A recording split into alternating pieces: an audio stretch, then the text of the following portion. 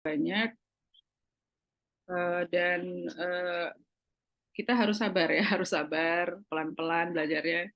Saya bukannya sudah belajar dari kecil, enggak ya.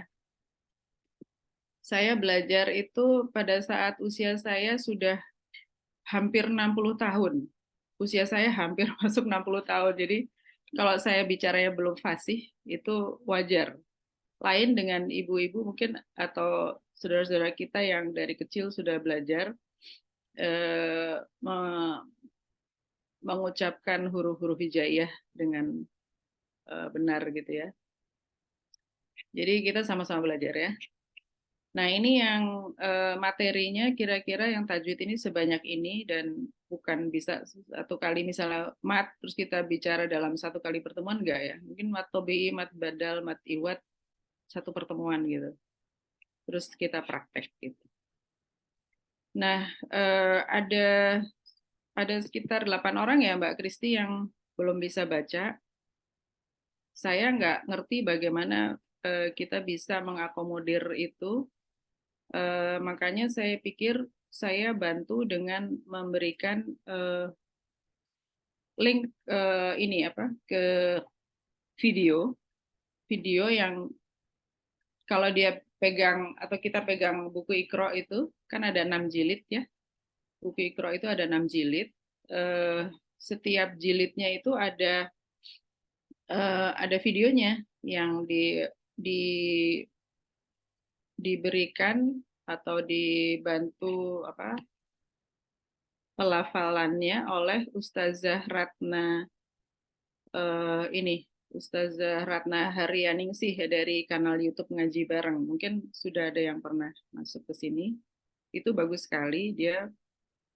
Nah, ini dia ada link yang di mana buku Iqra 1 itu satu video itu full ya dari halaman pertama sampai halaman akhir. Dia akan menunjukkan cara melafalkannya.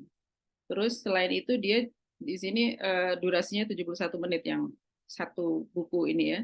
Terus dia juga ada playlist 53 video untuk buku satu ini yang di apa di sambil diperlihatkan juga wajah si ustazah ketika mengucapkan huruf-huruf itu.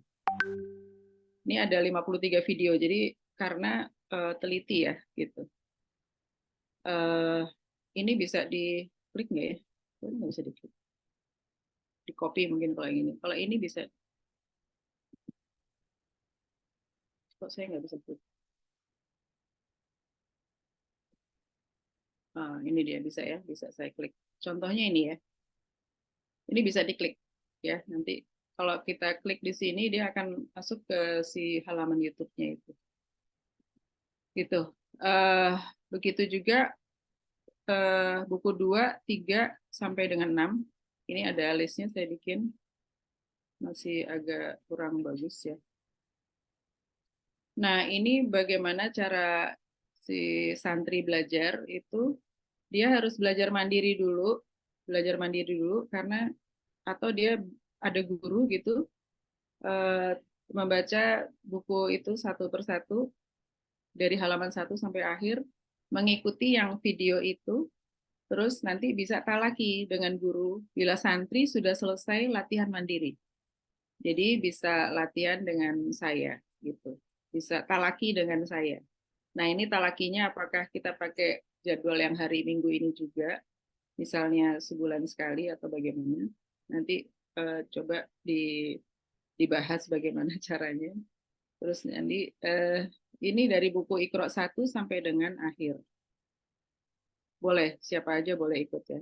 Cuman masalahnya ngatur waktunya ini gimana gitu ya. Nah, nanti sampai dengan selesai buku Iqra 6 itu kalau yang super cepat sih 20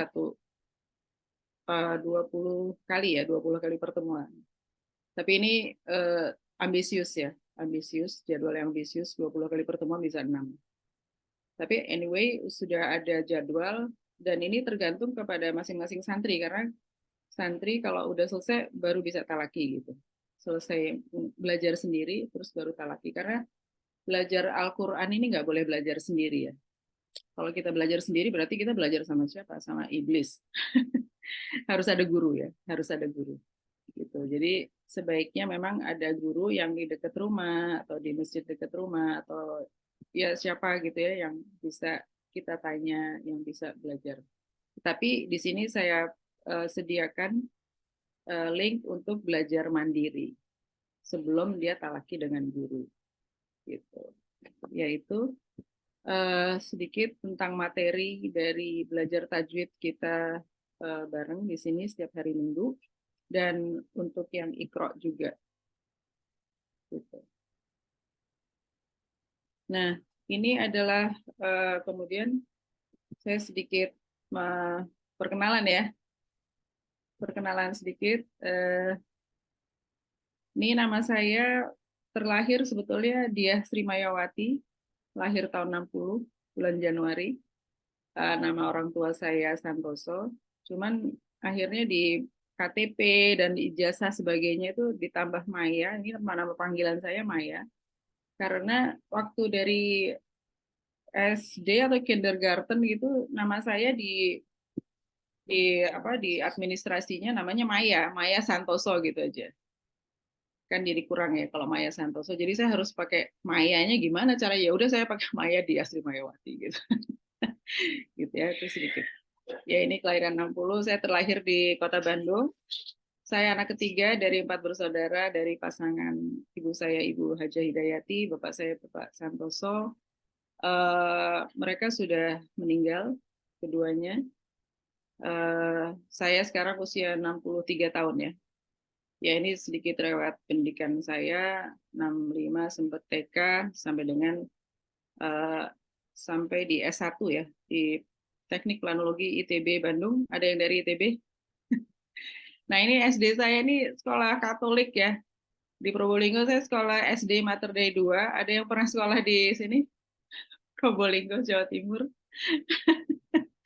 Terus kelas 3 sampai kelas 5 SD itu saya di SD Pandu, ini juga sekolah Katolik. Kalau ini malah apa namanya? Bruderan ya dulu namanya Bruderan gitu. Yang di Probolinggo tuh, terus ini SD Pandu karena saya rumahnya waktu itu di Jalan Pandu. Jadi orang tua masukin ke SD yang dekat rumah, saya tinggal jalan kaki gitu. SD Pandu. Dan rumah itu masih ada sampai sekarang. Terus nah kelas 6 SD itu saya pindah ke Jakarta ikut orang tua ya. Pindah ke Jakarta saya masuk di SD Kristen PSKD Kitang 6 di Bulungan situ. Terus SMP SMA baru saya masuk sekolah negeri. Nah ini waktu saya masuk sekolah negeri itu saya bingung ya. Oh sekolah negeri kok gini? Yang biasanya di sini nih galak-galak gitu ya. Jadi kalau ini yang SD PSKD ini isinya Batak melulu yang waduh galak juga sih guru-gurunya. Nah begitu sekolah SMP, oh kayak gini, aduh kok nyantai banget. Terus SMA 11 gitu, gitu ya. Terus saya lama di Bandung. Nah kalau belajar membaca Al-Quran ini ya, saya baru akhir tahun 2016 saya baru belajar. Kalau mungkin waktu SMP saya sudah mengenal huruf Arab tapi Arab Melayu karena sekolah di SMP negeri ya. Jadi dulu ada pelajaran Arab Melayu. Jadi saya udah mengenal huruf-huruf itu tapi kan nggak bisa baca Al-Qur'an ya. Gitu. Jadi eh, maklum lah ya orang tua juga dulu bukan orang tua yang apa yang practicing Islam dengan baik. Tapi alhamdulillah eh, di usia mereka yang mendekati umur 50 atau 60 mereka akhirnya belajar sholat juga dari anak-anaknya malah ngajarin mereka sholat gitu. Alhamdulillah terus mereka juga sudah berhaji, alhamdulillah. Ya ini jadi saya baru belajar membaca membaca Al-Quran tuh di akhir 2016. Jadi umur saya udah mendekati umur 57 tahun. Saya lihat di sini ibu-ibu belum ada ya yang umurnya di atas 50 tahun ya. 50 tahun ada ya Mbak siapa? Mbak Diah. Mbak Diah. Mbak Diah ya.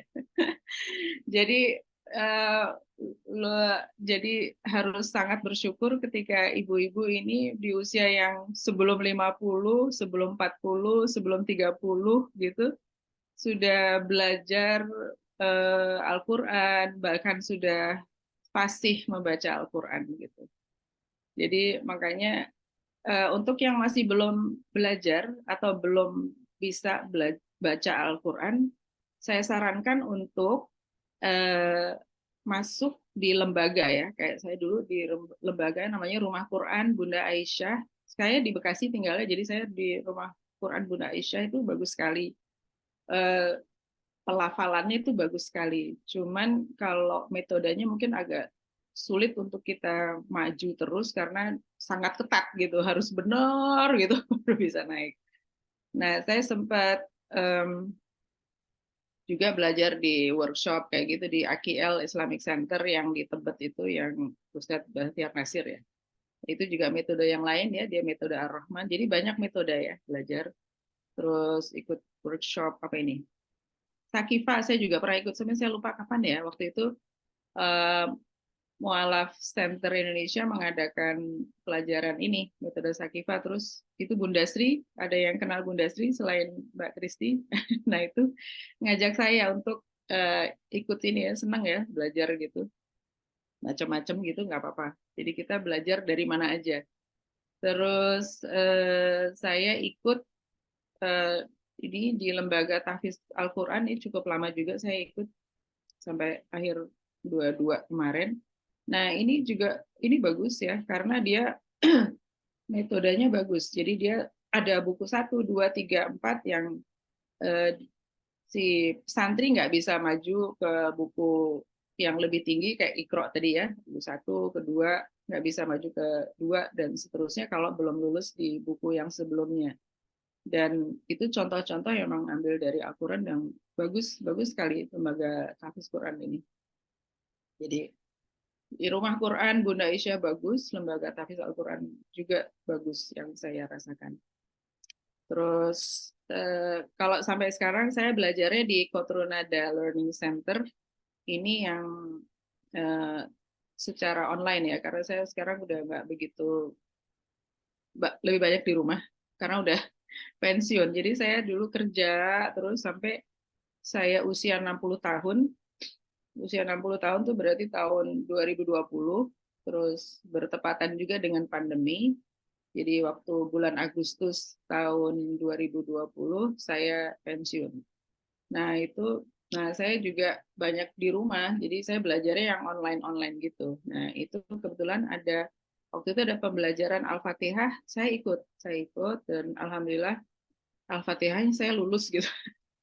Saya lulus terus dapat syahadah, terus malah dapat dapat sanad juga untuk Al-Fatihah yang bersambung sampai Rasulullah Shallallahu Alaihi Wasallam yang masya Allah saya akhirnya terpukul juga. Ini saya udah belajar sekian tahun, masa saya nggak bagikan ya ilmunya. Terus akhirnya saya mulai bagikan ilmunya. Karena beban ya, kita udah belajar belajar, tapi kalau nggak dibagikan gimana nih pertanggungjawaban saya? Kan walaupun satu ayat kita harus sampaikan ya. Begitu juga mungkin ini walaupun satu huruf, ya saya sampaikan gitu. Ya alhamdulillah eh, karena izin Allah akhirnya saya bisa membagikan ilmu saya yang belum banyak, belum banyak, tapi insya Allah manfaat lah ya, insya Allah. Terus saya ikut daurah juga dengan Ustadz Heri dan sampai sekarang saya masih belajar tahsin dengan Ustadz Heri Suheri dari Kotrunada Learning Center. Gitu ya. Nah, ini sanad Al-Fatihah saya. Kok nggak maju? Eh,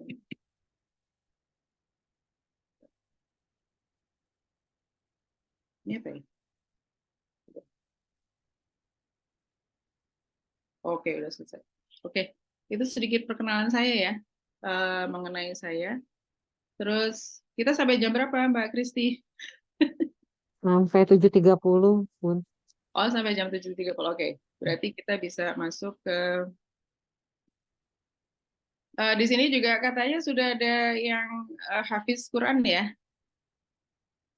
Bunda Raulidah hari ini belum ikut nih. Oh, belum ikut ya. Mm. Ya, mudah-mudahan beliau yang bisa berbagi juga kepada kita.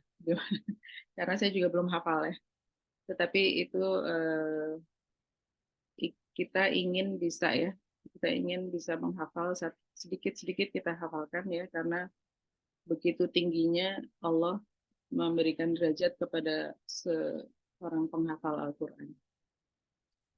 Ini materi belajar tajwid kita. Insya Allah kita cukup ya, sampai jam 7.30.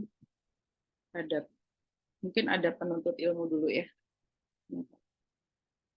Ada penuntut ilmu dulu deh. Ya ini, ada penuntut ilmu. Ini saya ngambil dari buku yang dikarang oleh Ustazah siapa ini?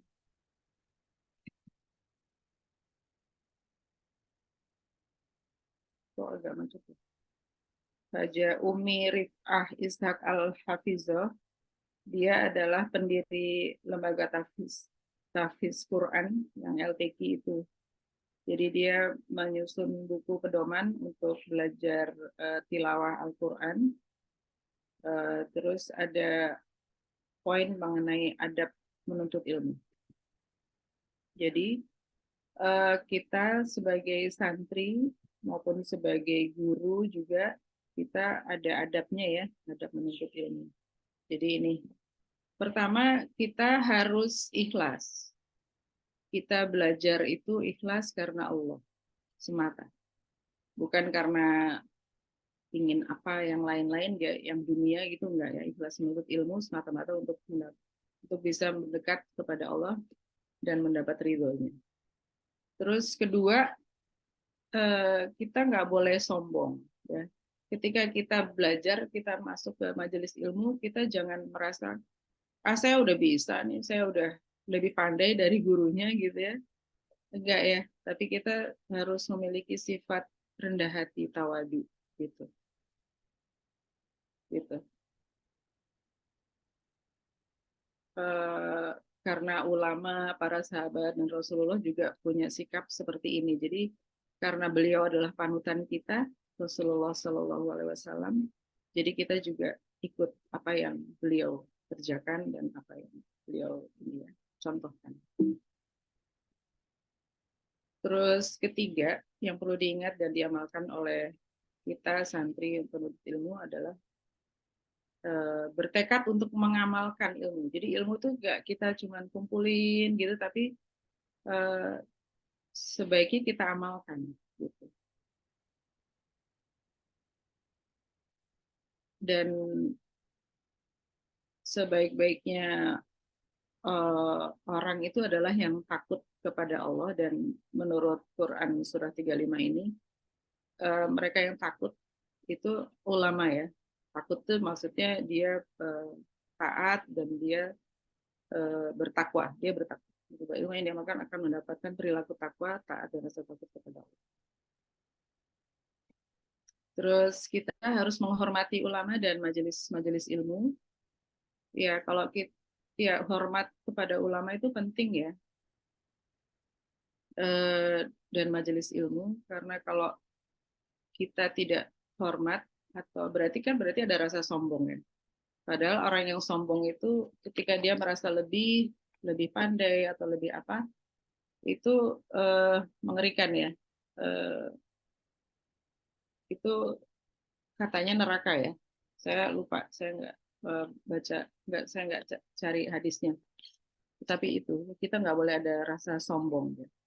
Jadi ketika kita ilmu, kita menuju ke majelis ilmu, kita belajar itu, kita harus bersikap tawadu, rendah hati. Terus kita harus sabar dalam menuntut ilmu. Sabar ini penting ya, karena kalau kita nggak sabar, bagaimana kita bisa, kalau dalam hal ini kita baca Al-Quran gitu, kalau kita nggak mulai belajar dari bagaimana membaca huruf Hamzah, bagaimana membaca huruf Ain yang benar, terus berarti nanti kita nggak bisa membaca Al-Quran dengan tartil. Ya. Jadi kita harus sabar, harus walaupun sedikit-sedikit, walaupun lama, walaupun saya misalnya sudah bertahun-tahun gitu ya, sudah belajar, tapi ya harus sabar terus sampai mencari ilmu sampai kita diambil sama Allah ya, sampai ajal kita harus gitu. Terus keenam, hadap yang berikutnya adalah tamak dalam menuntut ilmu. Jadi kita harus semangat, harus ada ilmu apa harus kita kejar gitu. Jadi kita harus tamak istilahnya dalam menuntut ilmu. Terus ini ketujuh, jujur dan amanah. Gitu. Terus zuhud, eh, zuhud itu menjauhi atau menghindari atau tidak menyukai terhadap dunia. Jadi ketika tujuan kita adalah mendapatkan akhir yang bagus, kita mengharapkan surganya Allah, kita melaksanakan menjalankan amal ibadah kita untuk mendapatkan ridho Allah, untuk mendapatkan surganya Allah, berarti kita insya Allah mendapatkan juga yang dunia ini. Gitu. Itu yang perilaku zuhud. Jangan dibalik, kita mengutamakan kehidupan yang dunia ini, yang hanya sebentar saja, seperti seorang musafir yang sedang mampir untuk minum. Sangat sebentar kita hidup di dunia. Terus kita harus bersungguh-sungguh, gitu ya, disiplin dalam menggunakan waktu. Ya, kalau kita nggak bersungguh-sungguh dan kita tidak disiplin, sayang sekali. Akhirnya, oh, ternyata udah sekian tahun kok saya masih gini-gini aja ya, gitu. Gitu. Terus kita juga harus mengulang-ulang, mengingat kembali agar tidak lupa. Terus juga kita menjaga kehormatan diri. Jadi cara kita berpakaian, cara kita membawakan diri, gitu, kita juga harus berakhlak baik ya. Ketika kita uh, belajar, ketika kita belajar. Terus terakhir, uh, ini mungkin nggak terakhir, masih banyak mungkin, tapi ini hanya beberapa poin. Kita bertemanlah dengan orang-orang yang soleh.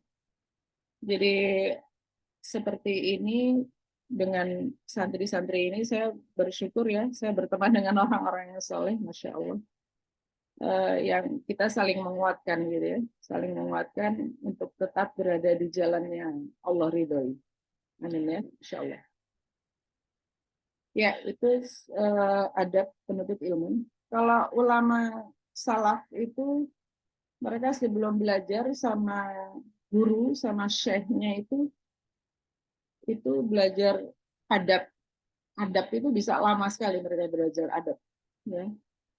Mungkin udah belajar juga ya di pesantren di apa Ibu Irena mengenai adab ini. Jadi ini hanya beberapa poin saja yang mengingatkan kita kembali adab untuk menuntut ilmu. Jam 7:02. Oke, sekarang lanjut ke keutamaan membaca Al-Quran.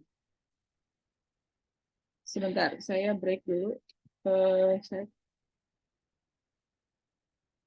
stop share dulu.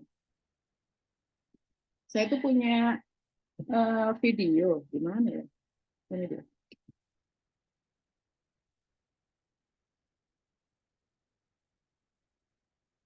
Coba sebentar.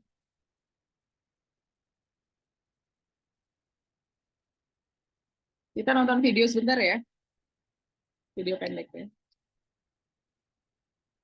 Ini saya ngambil dari Vertizon, mungkin udah ada yang lihat, tapi nggak apa-apa saya share di sini. Sebentar saya matikan mic saya, ini ada rame suaranya.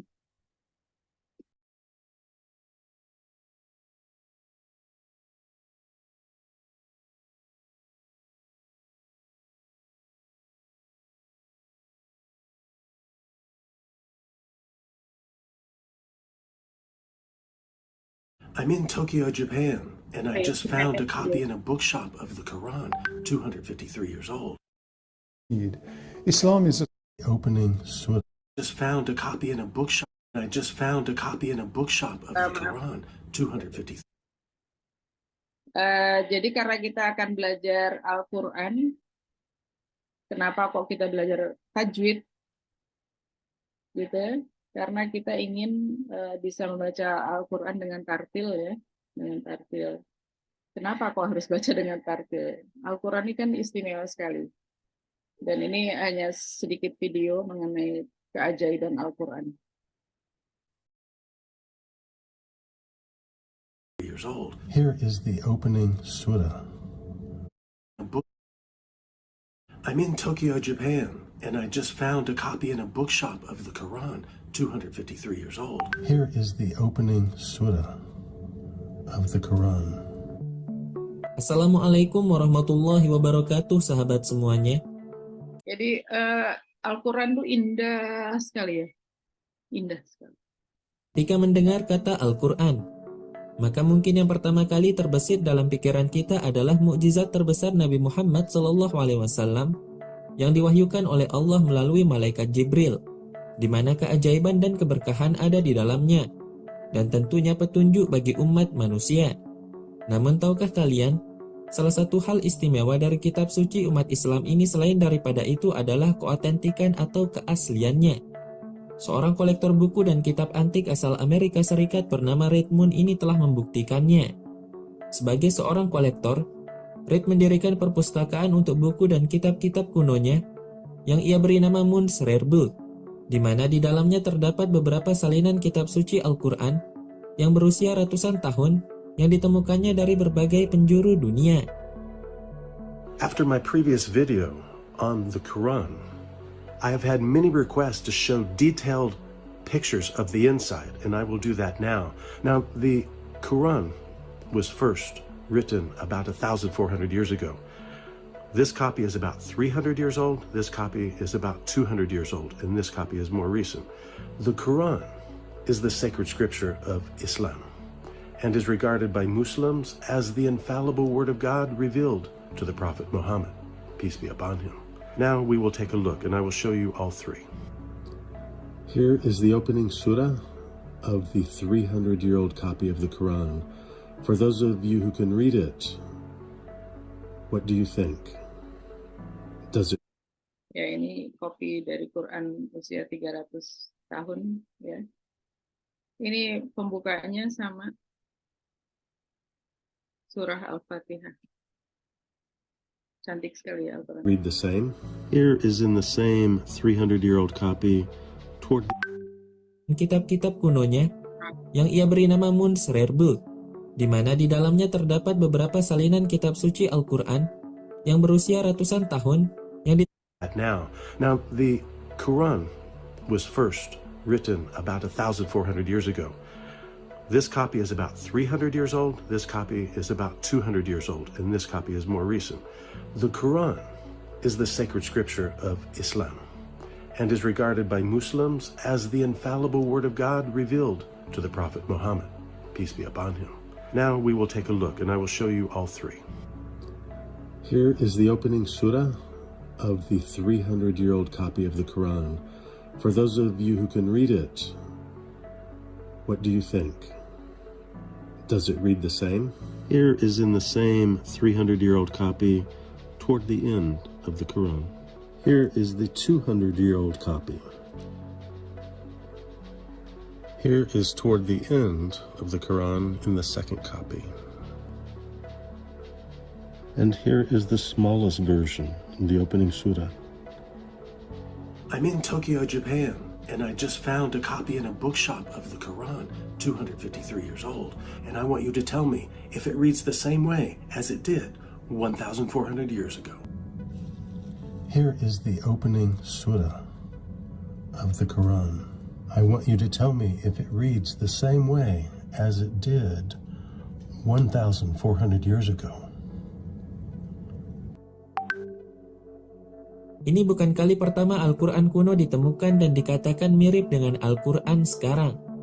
Sebelumnya, pada tahun 2015, para peneliti Universitas Birmingham di Inggris mengumumkan bahwa mereka telah menemukan manuskrip Al-Quran yang diklaim tertua di dunia. Hasil dari penelitian menggunakan isotop radiokarbon menunjukkan bahwa manuskrip Al-Quran itu berusia sekitar 1370 tahun. Ini ya, Masya Allah ya. Ini manuskrip Al-Quran yang usianya 1300 tahun.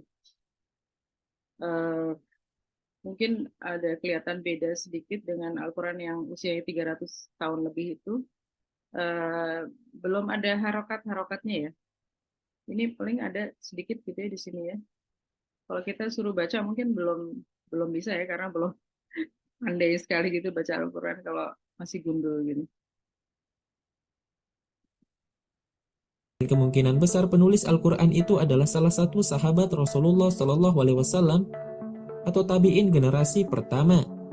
The context of the Birmingham manuscript, if it is what we now think it is very important indeed.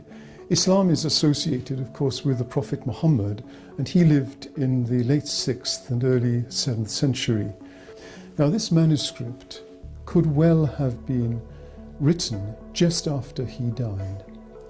The parts of the Quran that are contained in those fragments are very similar indeed to the Quran as we have it today. Jadi sejak diturunkan hingga akhir zaman ini Allah jaga ya keautentikan manuskrip yang usianya hampir 1400 tahun ini sama dengan yang kita temui sekarang. Diturunkan hingga akhir zaman kelak, kemurnian dan keautentikan Al-Quran akan senantiasa terjaga. Hal ini disebabkan karena kemukjizatan yang terkandung di dalam Al-Quran itu sendiri, baik dari aspek bahasa dan uslubnya, maupun dari aspek isi kandungannya, yang memang terbukti tak satu pun manusia yang dapat meniru atau membuat semisalnya. Nah, kalau Al-Quran sekarang ya sudah dilengkapi dengan harokat, dengan tanda-tanda baca ini untuk karena Al-Quran sudah tersebar jauh dari asalnya yang di Arab sana, sehingga khawatir kalau salah membacanya. Jadi dibantu dengan dikasih tanda-tanda baca ini supaya nggak salah membacanya. Allah Subhanahu wa Ta'ala berfirman dalam surah Al-Hijr ayat 9. Sesungguhnya kamilah yang menurunkan Al-Quran dan pasti kami pula yang memeliharanya. Masya Allah. Ya, itulah ya Al-Quran. Maha benar Allah ya dengan firman-Nya bahwa Allah itu Maha Pemelihara. Allah yang menciptakan makhluknya, Allah juga yang memelihara. Jadi termasuk Al-Quran. Al-Quran itu Allah yang menciptakan dan Allah yang memeliharanya.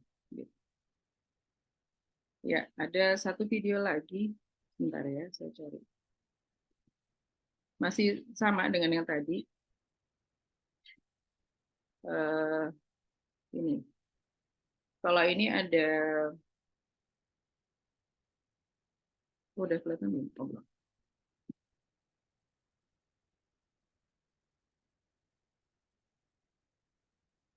Kalau ini dia menunjukkan manuskrip yang Bible juga selain Al-Quran yang tadi. Orang yang sama ya. Okay, I'm going to show you some of the most interesting Bibles you have ever seen.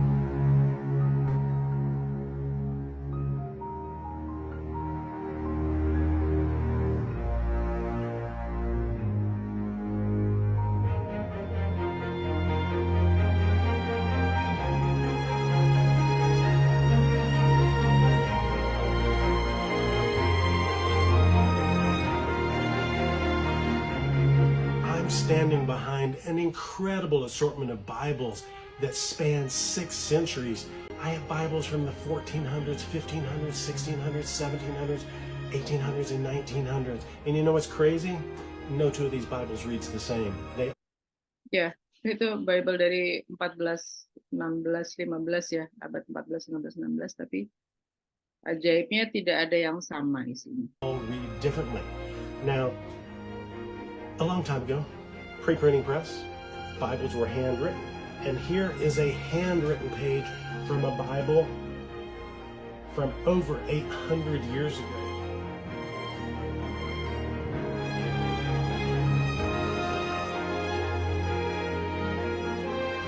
What is the oldest copy of the Quran that you have ever seen? This copy is over 3 centuries old. It was written in the year 1120, according to the Hijri calendar, or the year 1708. The Quran is the sacred scripture of Islam, and Muslims believe it to be the infallible word of God revealed to the Prophet Muhammad, peace be upon him. We will now take a look inside this copy of the Quran. I will show you the opening surah, and I want you to tell me if it reads exactly the same way as it did 1,400 years ago when it was first written. Let's now take a look at the copy of the Quran. Here is the opening surah of this Quran. I want you to tell me if it reads the same way.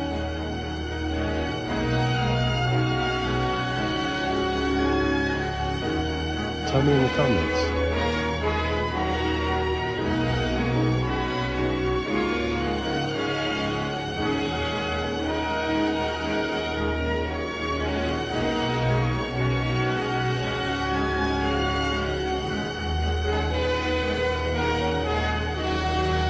I'm in Tokyo, Japan, and I just found a copy in a bookshop of the Quran, 253 years old.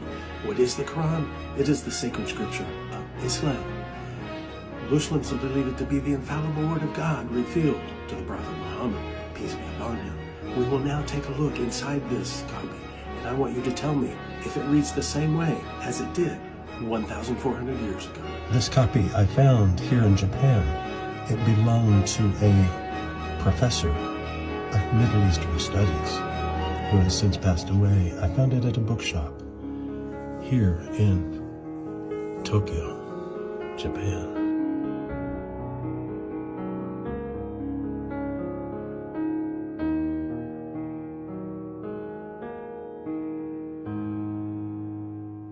Ya, gitu ya.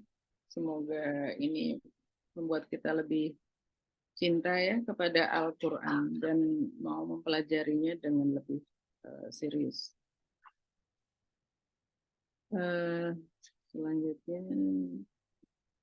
kita dulu.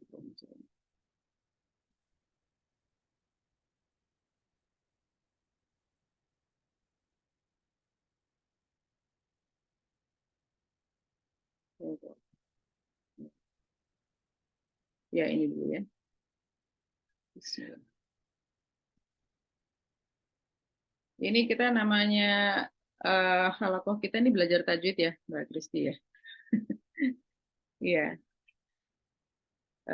Ya kita ketika Rasulullah ketika mendapati sahabat-sahabatnya datang untuk belajar kepada beliau Shallallahu Alaihi Wasallam bilangnya begini, mengatakan marhaban gitu ya, selamat datang para penuntut ilmu gitu.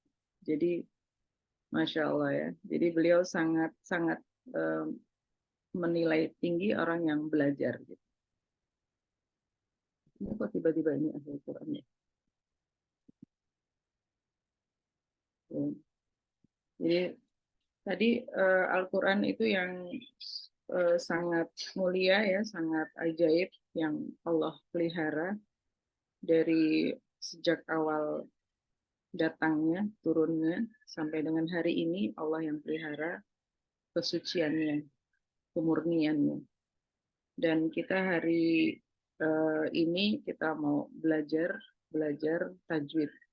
Kenapa kita belajar tajwid? Kenapa kita belajar membaca Al-Quran? Jadi ini saya menampilkan keutamaan membaca Al-Quran. Ini ada beberapa poinnya. Membaca Al-Quran adalah perdagangan yang tidak pernah merugi.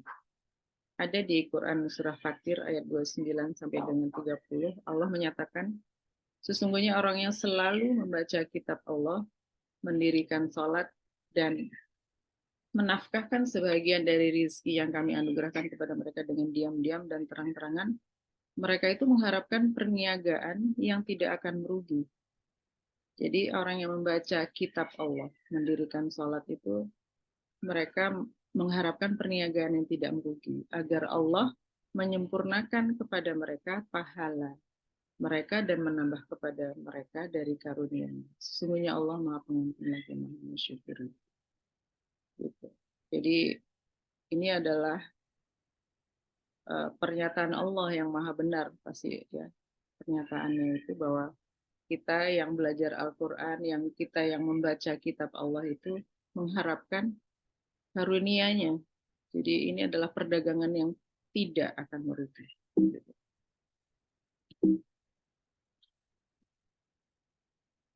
Terus keutamaan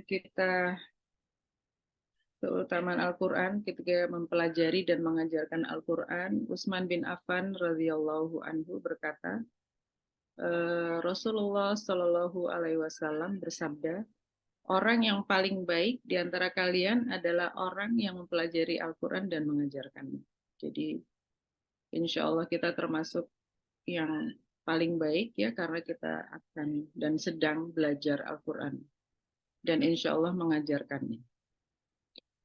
Kemudian, kenapa kita belajar Al-Quran? Karena membaca Al-Quran itu mendapat pahala yang besar, sebagaimana sahabat Abdullah bin Mas'ud, beliau mengatakan bahwa Rasulullah Shallallahu Alaihi Wasallam bersabda, siapa saja membaca satu huruf dari kitab Allah, maka ia akan memperoleh pahala satu amal kebajikan, dan pahala satu amal kebajikan itu dilipatkan 10 kali. Ya, kita sudah sering ya mendengar ini ya. Saya tidak mengatakan bahwa alif lam mim itu satu huruf, tetapi alif satu huruf, lam satu huruf, dan mim juga satu huruf. Bayangkan ketika kita mengucapkan ayat pertama dari Al-Fatihah, Bismillahirrahmanirrahim, ada 19 huruf, berapa kebaikan? Kebaikan yang Allah lipat gandakan dengan mengucapkan basmalah itu saja ya. Masya Allah ya, Allah Maha Rahman dan Rahim. Kemudian keutamaan berikutnya adalah orang yang mahir maupun yang masih terbata-bata itu akan mendapat pahala. Allah tuh maha baik ya, maha baik. Kita bata-bata baca Al-Quran itu aja sudah mendapatkan pahala. Sebagaimana diriwayatkan oleh Aisyah radhiyallahu anhu, Rasulullah Shallallahu Alaihi Wasallam bersabda, orang yang ahli atau mahir dalam membaca Al-Quran, ia akan bersama para malaikat yang mulia. Masya Allah. Kita bersama malaikat mulia yang mulia lagi suci, sedangkan orang yang tidak ahli atau mahir dalam membaca Al-Quran dan masih terbata-bata, dan walaupun sudah berusaha gitu tanpa mengenal Allah, maka ia akan memperoleh 2. Gitu. Jadi setiap amal kebaikan, seperti ibu-ibu tadi pagi-pagi subuh sudah membaca Al-Quran, itu berapa? Sudah ngumpulin berapa pahala? Itu banyak sekali, Masya Allah. Gitu, maha baiknya Allah. Terus kemudian keutamaan lain yaitu kita memperoleh ketentraman, ya, ketentraman dan bahkan diliputi rahmat. Jadi dari Abu Hurairah radhiyallahu anhu, ia berkata, Rasulullah Shallallahu Alaihi Wasallam bersabda, tidak ada orang yang berkumpul di salah satu rumah Allah untuk membaca dan mempelajari Al-Quran kecuali mereka akan memperoleh ketentraman, diliputi rahmat, dikitari oleh para malaikat, dan nama mereka malah disebut-sebut oleh Allah di kalangan malaikat. Jadi Allah tuh membanggakan orang-orang yang berkumpul membaca, mempelajari Al-Quran di masjid ya, di rumah Allah. Jadi makanya kalau kita ke masjid ya, itu rasanya memang tentram ya. Malah jadi akhirnya pada ngantuk, malah tidur. Tentramnya. Ternyata memang Allah menjanjikan seperti itu. Kemudian, nah ini ya, Al-Quran memberi syafaat. Syafaat itu pertolongan ya bagi ahlinya di akhirat. Dari sahabat Abu Umamah Al-Bahili radhiyallahu anhu, ia berkata, saya mendengar Rasulullah Shallallahu Alaihi Wasallam bersabda, bacalah Al-Quran karena ia pada hari kiamat akan datang memberi syafaat atau pertolongan kepada sahabatnya. Siapa sahabat yang dimaksud? Yaitu orang yang akrab dengan Al-Quran. Jadi Masya Allah ibu-ibu yang setiap pagi malam membaca Al-Quran, itu insya Allah kita termasuk sahabat Al-Quran, dan Al-Quran nanti yang akan datang memberi pertolongan gitu di hari kiamat nanti. Masya Allah. Jadi semoga kita istiqomah ya. Kemudian ya ini menenteramkan hati, mirip dengan yang tadi firman Allah dalam Al-Quran surah 13. Orang-orang yang beriman dan hati mereka menjadi tentram dengan mengingat Allah. Ingatlah, hanya dengan mengingati Allah, hati menjadi tentram. Gitu. Dan menyembuhkan penyakit.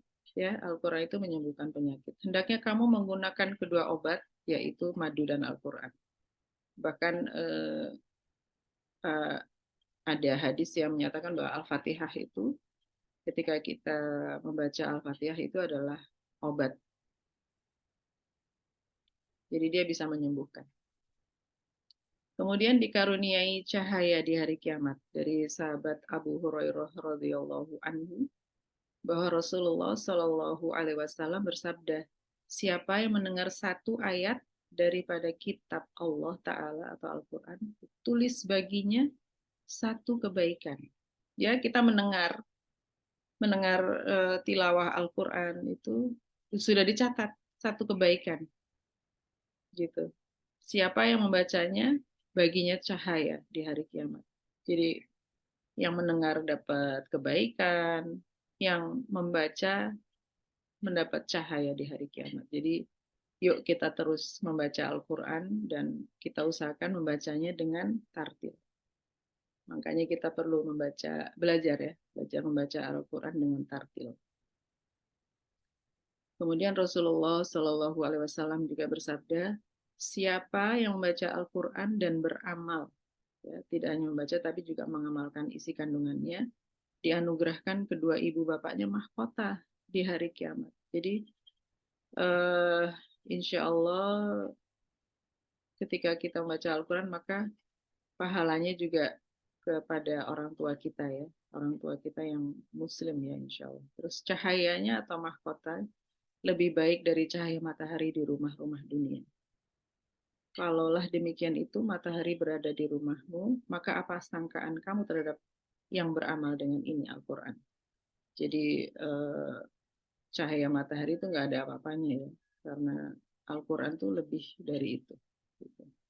Jadi kita doakan semoga orang tua kita yang masih belum Islam, semoga mereka mendapatkan hidayah Allah ya, agar mendapatkan cahaya Islam juga. Amin. Terus pembaca Al-Quran itu mendapatkan kedudukan yang tinggi di surganya. Jadi Abdullah bin Amr bin Al-Ash dari Rasulullah SAW, beliau bersabda, di akhirat nanti kepada para pembaca dan penghafal Al-Quran akan diperintahkan, bacalah dan naiklah ke surga, dan bacalah Al-Quran dengan tartil, seperti engkau membacanya dengan tartil di dunia. Sebab tempatmu di surga berdasarkan ayat yang paling akhir yang kau baca atau hafalkan. Jadi ini semacam perintah juga bahwa kita sebaiknya membaca Al-Quran dengan tartil. Karena begitu tingginya ya nilainya. Kemudian menjadi keluarga Allah, Masya Allah. Rasulullah Shallallahu Alaihi Wasallam bersabda, sesungguhnya Allah mempunyai keluarga dari kalangan manusia.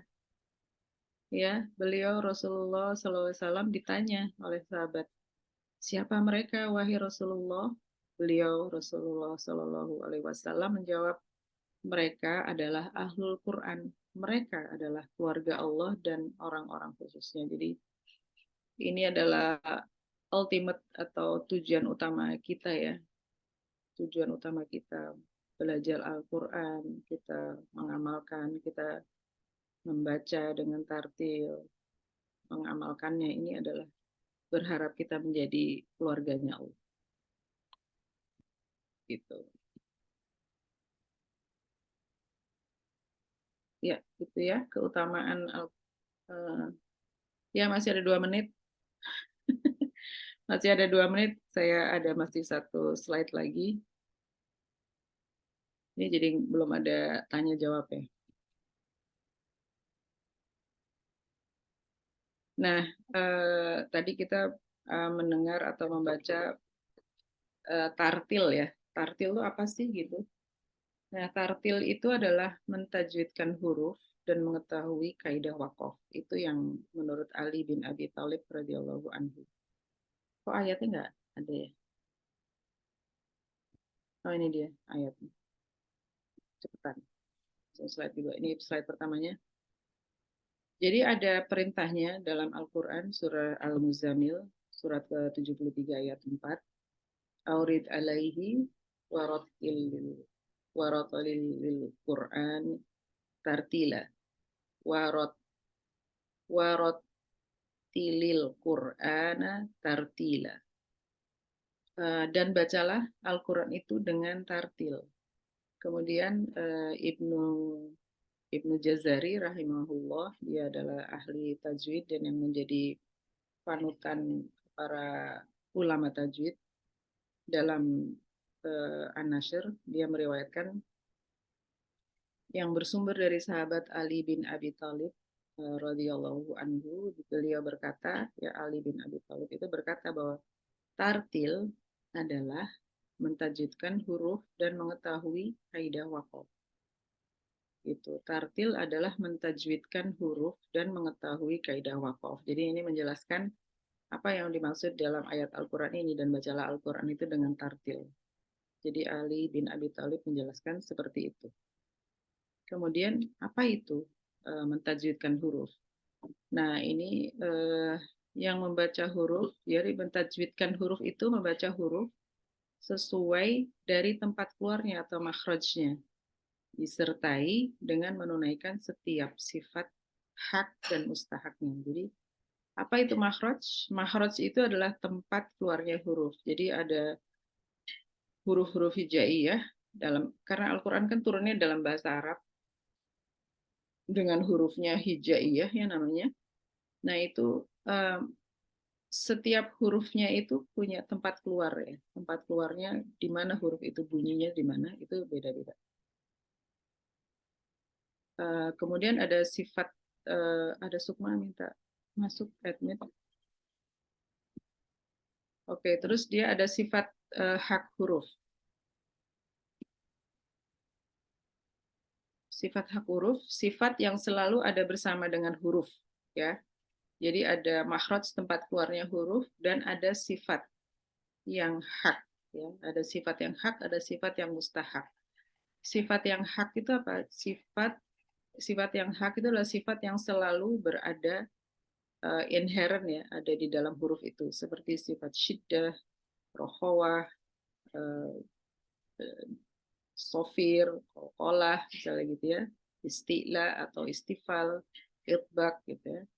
Ya, contohnya huruf H senantiasa diucapkan dengan disertai aliran nafas, karena dia ada dalam kondisi apapun, karena dia memiliki sifat hams, dan ada aliran suara dimanapun dia berada karena memiliki sifat rokhawah. Ya, nanti kita akan belajar ini, makhraj dan sifatul huruf ini. Selain huruf mempunyai sifat hak hurufnya, dia juga punya sifat mustahak. Apa itu sifat mustahak? Yaitu sifat yang tampak sewaktu-waktu dan membutuhkan sifat yang lain, seperti tafhim, tarkik, ikhfa, idgham, iqlab, dan sebagainya. Contohnya ini ya, sifat mustahak huruf itu sifat ikhfa ya, saya contohkan di sini. Jadi ketika nun sukun, ini sama-sama nun sukun ya, ini nun sukun, ini nun sukun. Tetapi dia pada saat pada keadaan tertentu seperti ini, nun sukun tapi di depannya ini adalah huruf-huruf yang keluar atau makhrajnya di tenggorokan, maka nun yang sukun ini dibaca jelas. An'amta, an'amta. Ini nun sukun tapi nunnya dibaca jelas. Tapi dalam hal yang dua ini, ahsantum sama antum, anhu, antum ini nunnya dibaca samar. Ya, dibaca samar. Kenapa? Karena di depannya nun yang sukun ini dia ketemu huruf ikhfa. Salah satunya adalah huruf ta ya, ada 15 huruf ikhfa. Salah satu huruf ta ini. Jadi ketika nun sukun ketemu huruf ta, maka nunnya dibaca samar. Ahsantum. Beda dengan ini, an dibaca jelas. Si lidahnya ditempelin ke langit-langit. An'amta. Gitu. Nah, ini huruf nun dalam hal ini punya sifat yang sewaktu-waktu tampak, dan ini adalah sifat mustahak huruf gitu. Ini salah satu contoh. Jadi dan nanti kita akan belajar ketika membaca Al-Quran, itu salah satunya. Kemudian tadi ya tartil, ya kembali ke tartil adalah mentajwidkan huruf. Tadi ya mentajwidkan huruf itu berarti ini kita harus tunaikan sifat-sifatnya, kita harus tunaikan dengan benar tempat keluarnya di mana, gitu ya, tajwid huruf dan sifat-sifat termasuk sifat mustahak huruf. Kemudian dan mengetahui kaidah waqaf. Tartil itu mentajwidkan huruf dan mengetahui kaidah waqaf. Apa itu kaidah waqaf? Kaidah waqaf maksudnya memahami kapan dan di mana kita harus berhenti atau di mana kita boleh berhenti, serta kapan dan di mana kita harus atau boleh memulai bacaan. Jadi di mana berhenti, di mana kita memulai. Karena salah memulai dan salah berhenti, kita nanti si kalimat itu jadi bisa berubah. Jadi harus hati-hati di mana kita berhenti dan di mana kita mulai. Nah, ini perlu pengetahuan dasar bahasa Arab untuk dapat memahaminya. Tapi untuk kita, khususnya saya yang belum paham bahasa Arab, kita banyak mendengar syekh seperti tadi ya, mendengar syekh, siapa saya nggak dengar. Apa Husari atau Afasi atau siapa saja, itu kita dengarkan mereka di mana berhentinya, mereka di mana mulainya. Lama-lama kita akan paham, oh di sini kita boleh berhenti, di sini ketika berhenti di sini, oh kita harus mulai dari sini, misalnya kayak gitu. Jadi dengan kita terbiasa mendengar syekh membaca, akhirnya kita juga akan paham di mana kita boleh memulai dan boleh berhenti. Dan bisa juga dari kita baca yang Quran yang by word itu, kita akan tahu artinya, jadi kita tahu kapan kita boleh berhenti dan memulai di mana. Itu penting untuk kita baca, atau manfaatnya kita baca yang Quran by word itu. Ya, ini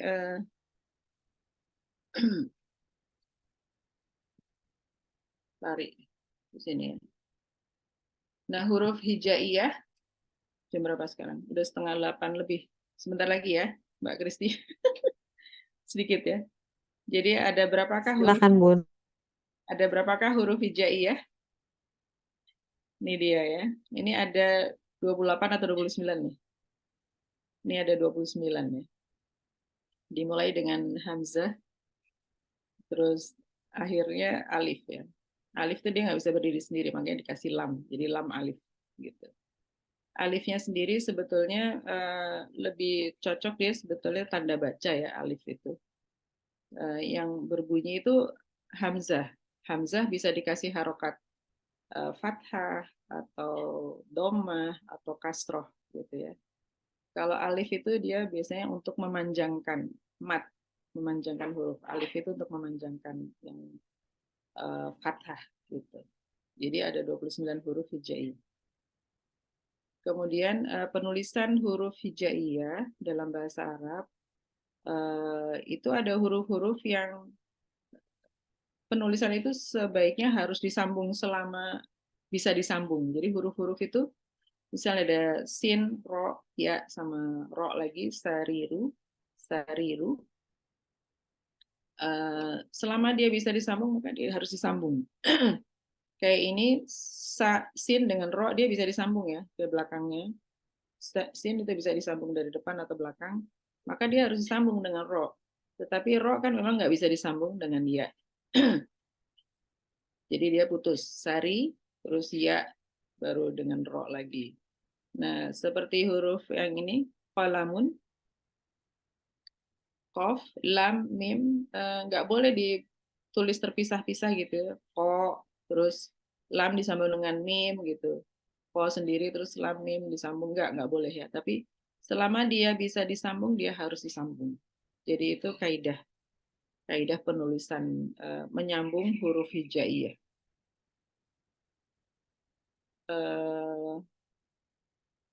Nah, ini kaidah pertama. Huruf hamzah ya. semua huruf hijaiyah bisa disambung, yang 29 huruf tadi itu bisa disambung dengan huruf sebelumnya, kecuali huruf hamzah.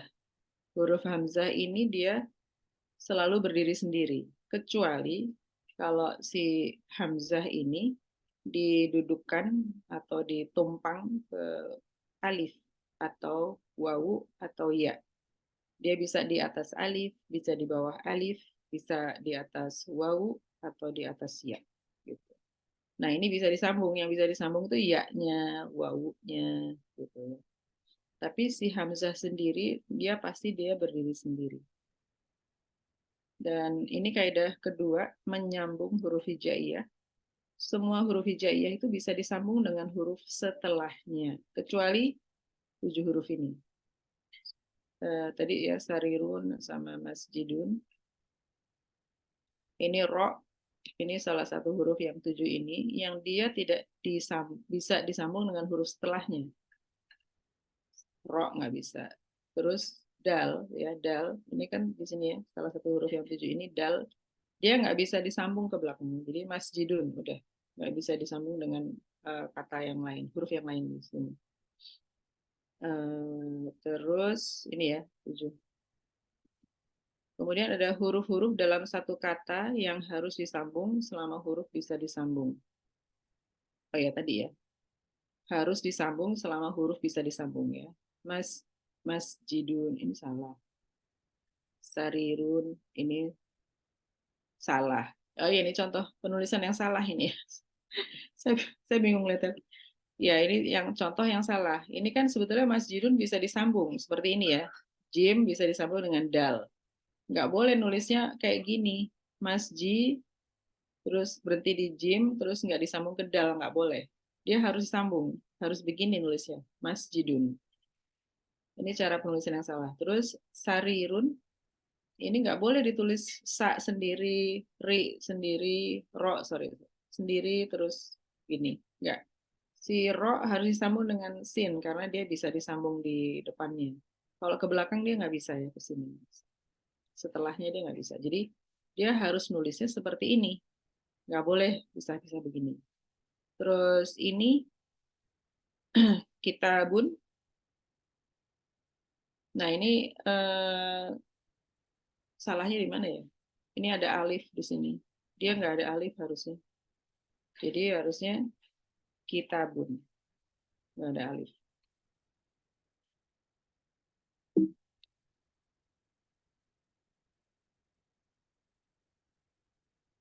Ya, ini mungkin untuk materi yang berikutnya ya, ada tanda-tanda baca, mungkin sepintas saja.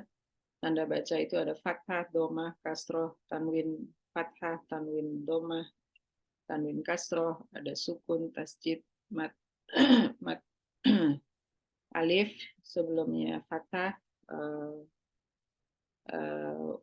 wawu sukun sebelumnya domah, ya sukun sebelumnya kasroh. Ya ini yang tadi ya, ketika Al-Quran pertama kali ditulis oleh para sahabat, itu dia belum ada lengkap tanda bacanya, tetapi karena mulai disebarkan ke negara-negara lain dengan pembaca yang bukan mother tongue-nya Arab, maka dikhawatirkan salah cara membacanya dan salah berhentinya, salah memulainya di mana, maka mulai dikasih tanda-tanda baca ini. Masih ada lagi sih tanda baca wakaf, nggak ada ya? Ya, itu ya, tanda baca. Ini untuk materi yang berikutnya. Ya, sekian pelajaran hari ini. Jadi, kita insya Allah ketemu lagi hari Ahad yang akan datang untuk belajar ini ya. Sambil kita melihat penjelasan, mungkin ada penjelasan dari Ustadz Heri, karena kita menggunakan kitab Tajwid Musyawar karya Dr. Aiman Rusdi. Semoga nggak kepanjangan dan nggak bikin ngantuk. Pertama-tama mungkin ya Bun, nanti kalau udah lancar, insya Allah. Boleh kalau ada yang mau nanya-nanya. Ada yang mau tanya, teman-teman silakan. Udah kesiangan? Iya. Udah hampir jam berapa? Maaf ya, Gak kepanjangan. nyangka Bunda umurnya, ya Allah, kirain masih 40. Masih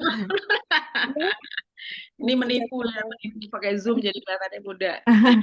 Bunda Maya ini adiknya Bunda Sri paling bungsu, adik ipar. Bukan paling bungsu Mbak Kristi. Jadi Ada lagi ya? Masih kakak, ada ya? kakak bungsu. Jadi Oh, suami pengais bungsu. ya, Apa Pak. bungsu? Suami saya namanya Agus Salim Haripurti Kodri, itu adiknya Bunda Sri. Ada yang kenal Bunda Sri? Mbak Kenal Fas, Banyak semua. ini. kenal semua Banyak ya? ini. Kak Iya. Siska, Mbak Dia, Spesial. Spesial. Oh, Ya, orang dia ITB Ma. iya. Orang ITB mah juga. hebat, dia mah hebat. Dia itu the first engineer, petroleum engineer di Indonesia Iya, yang iya. Bunda juga. Bunda juga. Bunda Siapa? kan teknik sipil kan? Bunda teknik sipil kan? Oh, saya planologi. Oh, planologi ya. Terus Ya. kerjanya di mana, Bun? Saya kerjanya sempat di konsultan, terus tapi terakhir saya di PT Samudra Indonesia. Sekeluarga teknik semua berarti. Orang ITB semua berarti. Oh, Bunda Sri ya? Bunda Iya. Sri enggak semuanya teknik kok. Oh, enggak. Banyak, Keren banget ya. banyak yang di TB, ada yang di Unpad, itu ekonom. Bunda masih termasuk yang jarang juga kan, perempuan yang jarang kan berarti masuk ITB ya? Kalau Bunda Sri kan Oh, itu sih udah mulai banyak. udah mulai banyak ya. Jadi udah mulai banyak. Tapi emang kebanyakan. Kalau Saya kita rumah mama doang di Sekelwa dekat ITB, tapi anaknya nggak masuk ITB. Cuma adik saya aja yang masuk ITB. apa ini sekelola? Saya di Sekelwa, mama di Sekelwa. Oh, masih ada. Masih. Belakang Pempek Sekelwa. Oh, iya, Masya Allah. Itu kan tetanggaan banget sama Ganesha. Iya, betul. Ya, Masya sorry, Allah. ambil waktunya. Salam kenal. Ya, senang banget kenal sama Bu Francisca. Iya. Ya, terima kasih Bunda Maya, jazakillah khair. Kita Iya. tutup kajian hari ini, bacaan kita hari ini dengan hamdalah, Iya. dengan mengucapkan terima kasih teman-teman semua. Sampai bertemu kembali minggu depan. Tutup dengan doa kafaratul majelis. Subhanallahu wa bihamdika astagfirullah. Alhamdulillahirabbil alamin. Sampai bertemu. Lahir batin ya, ibu-ibu semuanya ya. Maaf lahir batin. Sama lahir batin. Lahir Bunda. Manila ya, Bu Francisca ya. Sama Bunda. Banget. Sampai bertemu minggu Doain kita ya. Doanya. Doakan kita. Kita doain semuanya.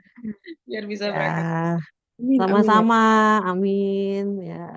Izin Assalamualaikum. live. Wassalamualaikum warahmatullahi wabarakatuh. Waalaikumsalam warahmatullahi wabarakatuh.